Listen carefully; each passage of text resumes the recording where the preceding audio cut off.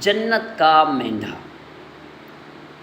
حضرت ابراہیم علیہ السلام نے جب حضرت اسماعیل علیہ السلام کو ذبح کرنے کے لیے زمین پر لٹایا تو اللہ تعالیٰ کے حکم سے حضرت جبرائیل علیہ السلام بطور فدیہ جنت سے ایک مینڈھا یعنی دمبا لیے تشریف لائے اور دور سے اونچی آواز میں فرمایا اللہ اکبر اللہ اکبر۔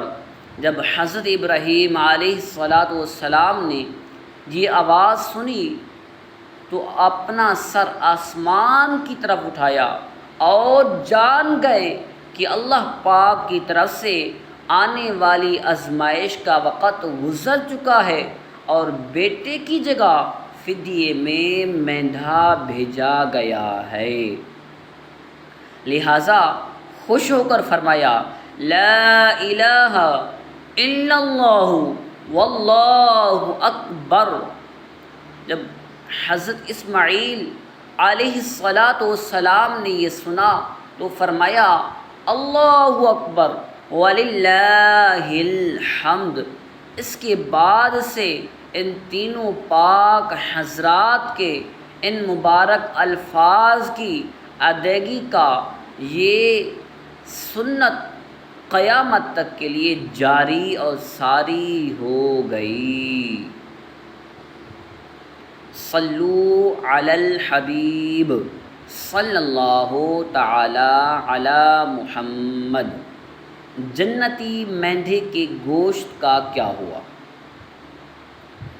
حضرت ابراہیم علیہ السلام نے جب حضرت اسماعیل علیہ السلام کے فدیے میں جو مینڈھا یعنی دمبا ذبح فرمایا تھا، اس کے بارے میں اکثر مفسرین کا کہنا یہ ہے کہ وہ مینڈھا یعنی دمبا جنت سے آیا تھا اور یہ وہی مینڈھا تھا جس کو حضرت آدم علیہ السلام کے بیٹے حضرت حابیل رحمۃ اللہ تعالی علیہ نے قربانی میں پیش کیا تھا۔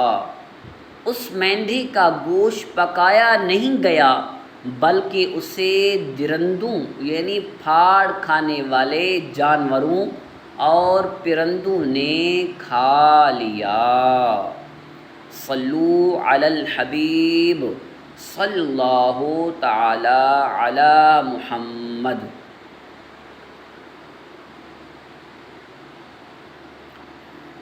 جنتی مینڈھے کے سینگ۔ جنتی مینڈھے کے سینگ۔ حضرت سفیان بن عیینہ رحمۃ اللہ تعالی علیہ فرماتے ہیں اس مینڈھے یعنی دمبے کے سینگ عرصہ دراز تک کعبہ شریف میں رکھے رہے، یہاں تک کہ جب کعبہ شریف میں آگ لگی تو وہ سینگ بھی جل گئے۔ صلو علی الحبیب صلی اللہ تعالی علی محمد۔